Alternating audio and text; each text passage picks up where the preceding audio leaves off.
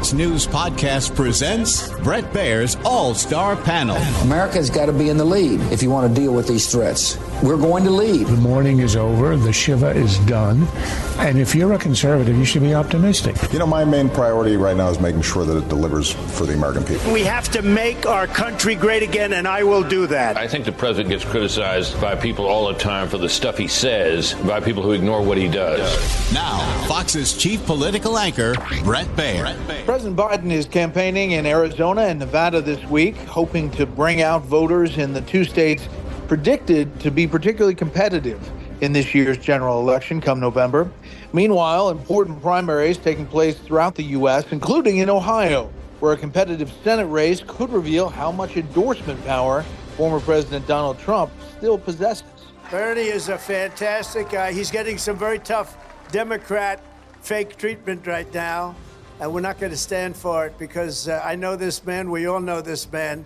He's a hero. He's a winner. And we're not going to let these people are sick. Meanwhile, social media is in the spotlight this week on Capitol Hill as the Supreme Court works toward a free speech decision on how much sway the federal government should have when it comes to social media content.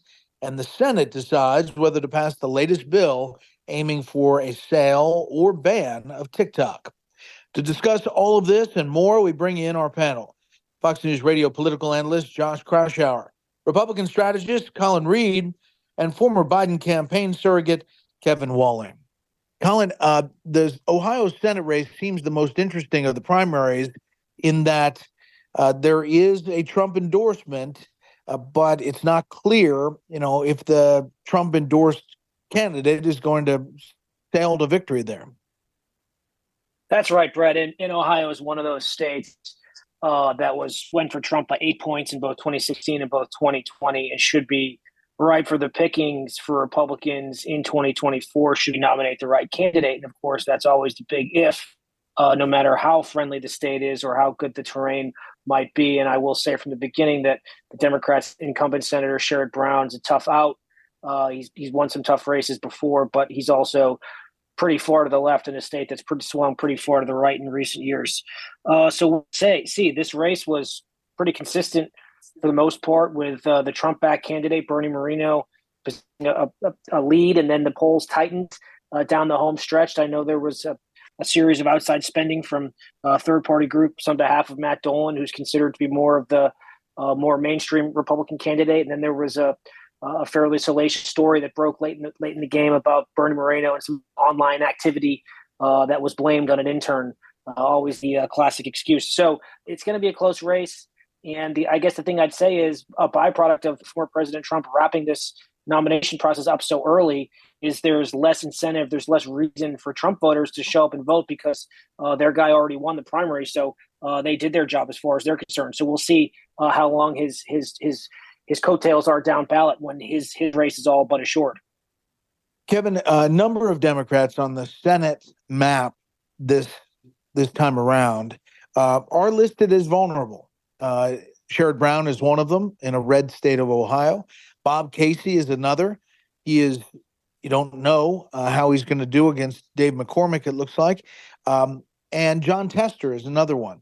The map doesn't line up for Democrats, but yet they increasingly seem to feel a little bit more confident about their chances in the House and the Senate. Yeah, Brett, it's a great question. Of course, we're playing defense in a lot of those key states, as you point out. To Colin's point, Sherrod Brown has been able to hang on these last two cycles, kind of outpolling the Democratic base by about 6 or so points. He raised just nearly $6 million in the last 2 months of reporting, which, he's going to be a strong contender. And he runs against the Democratic Party on a lot of different issues. He's also viewed as a progressive to some of the Democrats across the Buckeye State. So he is one of those kind of outliers that overperforms Democratic expectations. And to your question, Brett, so are the other two individuals that you mentioned, Bob Casey and the senator from Montana. Hopefully we're going to maybe be on offense, potentially in places like Florida, where we got a former Democratic congresswoman running, and in Texas. too, against Ted Cruz, who remains somewhat unpopular, interestingly enough, in Texas. So, all hopes are on the House flipping that district. In addition to the Bernie Moreno, Matt Dolan fight, you've also got some key congressional races at play in Ohio, especially. One of the key targets has been Marcy Kaptur for Republicans. She also has held on for a number of cycles. So it'll be interesting to see what candidate the Republicans get behind in that race too, which could be an interesting opportunity for Republicans to fight back against Democrats come November. Yeah. And Josh, there are some vulnerabilities for Democrats when it comes to issues. Immigration has been a little tough. You heard from the president in the State of the Union address talking about that. But issue by issue, it seems immigration leads the bunch. Now with the Israel-Hamas situation and the war, how the administration deals with that also is affecting some numbers on the outsides of some of these states. Yeah, Brett, you have this convergence, especially on the Senate side, between a very difficult political map for Democrats and an issue set that is moving away from the Democratic Party in many respects. Immigration in Ohio is certainly one of the top issues, and it's one that Sherrod Brown has been trying to move a little more to the middle on, but his record is long been much more permissive when it comes to border security. You talked about the issue of Israel and Middle East policy. The Democratic Party's coalition is splitting up over that very fraught issue with a lot of pressure from the left, trying to call for a ceasefire, trying to pressure Israel not to go into Rafah, but a healthy majority or a healthy section of the party, very pro-Israel, very moderate, and thinking Israel needs to finish off Hamas. And the economy, I mean, the issue over whether you should run on the economy, which is doing better than it was a year or two ago, but we're still seeing elevated levels of inflation. There's still a little bit of uncertainty out there. Some Democrats, like starting with the White House, want to run on the president's economic record, but there are a whole lot of Americans still struggling and not really favoring the state of the economy. And that's going to be a really, really touchy issue for any Democratic senator running for re-election. So look, when you combine the political map, which is a bunch of red states, West Virginia, Montana, Ohio, and even more purple states that are going to be hanging in the balance, and you have an issue set that on many of these issues, not all of them, but many of them favor the Republican Party. There's definitely a potential for a wave, or certainly a Republican majority of some margin in the Senate. Panel, we'll hold it right there. Colin, I mentioned at the beginning about social media becoming more in the forefront politically. We've got the Supreme Court dealing with the communications from the federal government and the administration and what some are calling censorship of speech on those platforms. And there was a lot of questioning in the oral arguments about what the speech element of that is for the federal government in communications with social media companies. But on the other side, on Capitol Hill, you really have a bipartisan coming together on trying to figure out a way to regulate social media, AI, big tech, and it seems like it's crossing party lines.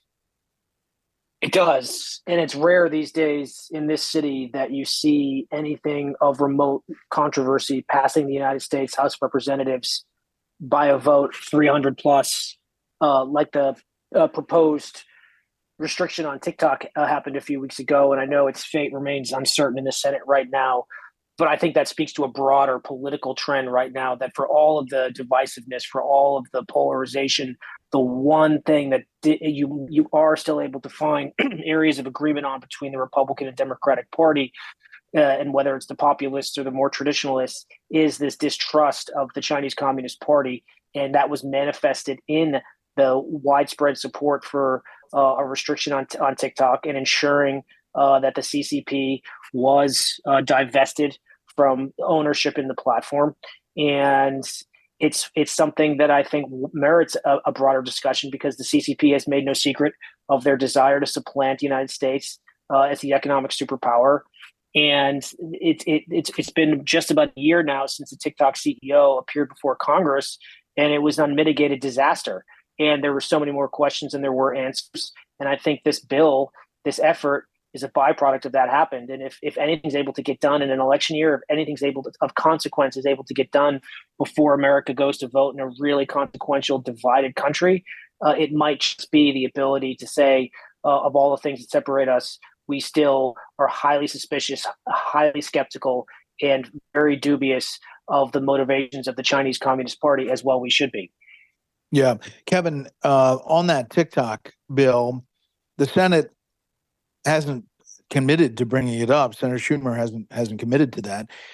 There will be pressure to do that, but there's obviously pressure the other way. TikTok's spending a lot of money on lobbying, and in fact, the former president seems to have changed his tune on the banning of TikTok or divestiture. Yeah, Bert, it's been interesting to see the former president, President Trump, change his tune to some degree on this TikTok issue. And you're seeing, to Colin's point, the CEO of TikTok making the rounds. I know he was visiting with Senator Fetterman, others now with that House passing that bill. Again, to Colin's point, it's very rare that you see that large of a bipartisan majority, 50-0 on the Energy and Commerce Committee in support of this legislation. But, I think there will be an amendment process play out. I think there's some concerns over the powers that it actually gives the executive when it comes to these kind of companies that all have some kind of foreign ownership, foreign stake. And some concerns raised by, I think, some of the kind of chief lieutenants of the former president in the Senate. And you saw Vivek Ramaswamy, others really change their tune along with the former president when it comes to this. And you're seeing President Biden, despite campaigning on TikTok, because one of the key constituencies, obviously, is younger voters, and they're spending a lot of time on the app, actually indicate his willingness to sign that legislation, going against now what we see with the former president. So this could be a really interesting election year dynamic with younger voters, the platform, CCP, all at stake in the next 230 days. Speaking of another election year dynamic, because all these lawsuits against the former president and criminal actions actually brought by a special counsel, Josh, you had this week that the former president saying he's not going to be able to make that bond of $454 million in that New York case. And how much do you think the legal cases, the threat of one of them becoming a trial before the election, is weighing on this electorate? We know what it's done to Republicans in the primary. It's almost solidified them in support of former president.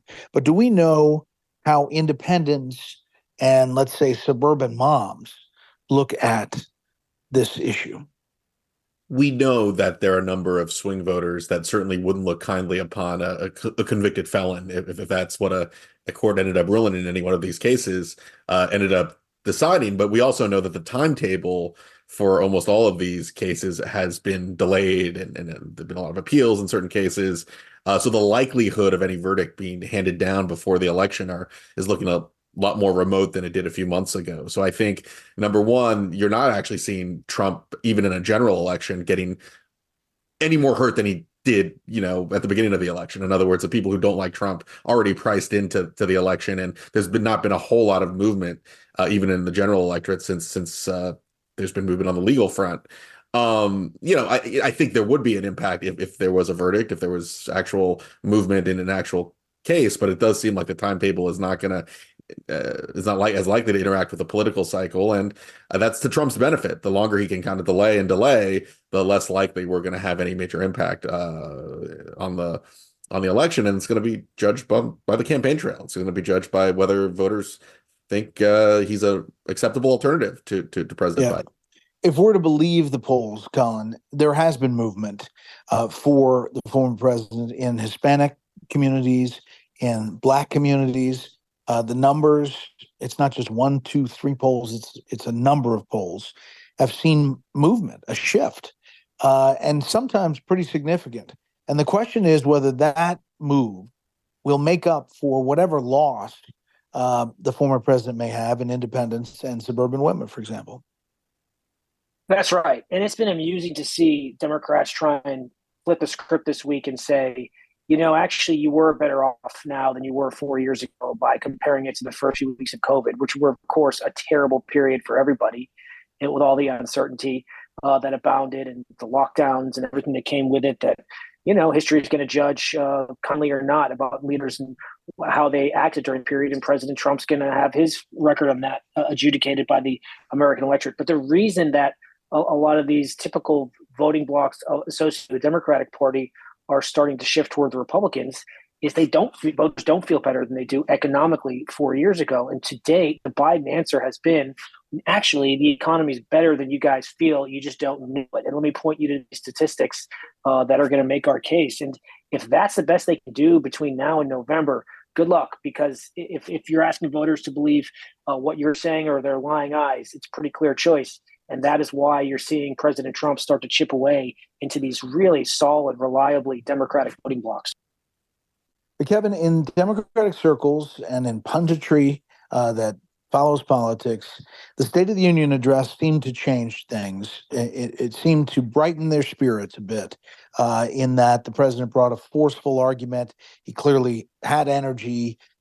He was delivering that. Whether you thought he delivered it angrily or not is another, question of style. But they got it, and they needed to see what they saw.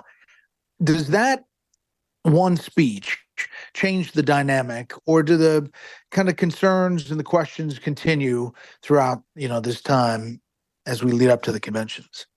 Yes, certainly, Brett. To your point, I think it allayed a lot of the Democratic fears. Also, obviously, the president, was able to raise $10 million, breaking some records in the hours after that State of the Union, and then has hit the ground running. Really, traveling to Pennsylvania, Michigan, Wisconsin last week. As you said, Brett, at the outset, the president just is on the ground now in Nevada, traveling to Arizona and traveling to Texas. And to Colin's point about, the drop in support, for example, within the Hispanic community, they launched their effort for Latinos for Biden Harris today. The president spent some time talking to, Latino radio outlets across the country, because there's certainly a fear. And, Brett, you point out, it's not just one poll that we've seen the president slippage among Latinos and among African Americans, which have been key constituencies for the president. And, we're making up ground, obviously, with independents. Some of our latest Fox News polling has the president within the margin of error, especially in a place like Pennsylvania. And he's leading the former president when it comes to, suburban women, to your point, and to independents. But, we've got to also do our base engagement, and not just the president traveling to those key states, speaking to those key constituencies like the Hispanic community, but also the vice president, too, traveling to college campuses, talking about the importance of Roe versus Wade and shoring up that Democratic base, because that's going to be critically important, obviously, come November as well. And Josh, last thing, do you think that the former president is going to make his choice on a VP early, or it's going to be like one giant episode of Apprentice that we all wait until, somebody surfaces and is the winner of whatever contest there is? Boy, I think a safe bet is that there's going to be a lot of drama with the vice presidential selection. In fact, that's probably the last big shoe to drop in terms of looking ahead to a repeat from 2020 in the presidential election. And, Trump has a lot of good choices. Senator Tim Scott's name has been mentioned, Elise Stefanik, Katie Britt. There are a lot of governors that could be in the mix as well. So, look, there's a lot of different directions Trump can go. Would he kind of want to double down on someone who represents the MAGA wing of the party? Would he want to complement the ticket with someone who's perhaps more of a traditional pick? Does he want gender balance? Does he want diversity on the ticket? These are a lot of important questions that are probably going to play a notable role in a close presidential election. But if I'm betting about the timetable, Brett, it's going to be drama, and there's going to be a lot of names mentioned before we get a final selection. Yeah, Colin, I was on with Hugh Hewitt, and he said, maybe, just maybe, the former president should choose early, use that person as a surrogate to make, not only campaign stops, but fundraising while he's dealing with courts. And he also suggested maybe naming a potential cabinet early, so that people say, okay, this is not going to be, a crazy situation. Well, if there's one thing we've learned in the 8+ years of the Trump era, Brett, it's that he does things his own way, and it's usually an unconventional way. I think Josh hit on a really important point, which is there's so few big moments left in this campaign. It's so unprecedented that we not only have a front runner or a former president running against an incumbent president, but we have the two combatants settled 8 months out.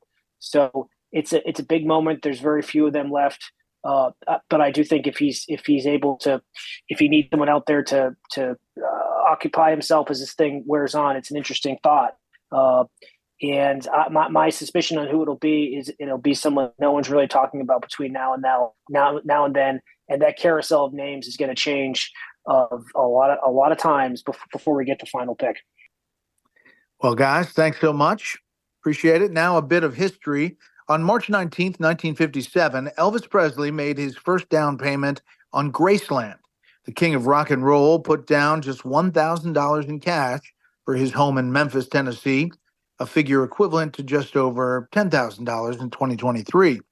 Fast forward to today, Graceland has become a historic site visited by countless fans of Presley, making it the second most visited house in America, following the White House. That'll do it for this week. You can hear more of this series at foxnewspodcast.com or wherever you download podcasts. Make sure to leave a rating and a review. We want to hear from you. For Kevin, Colin, and Josh, I'm Brett Baer. We'll see you next time. Listen ad-free with a Fox News Podcast Plus subscription on Apple Podcasts, and Amazon Prime members can listen to this show ad-free on the Amazon Music.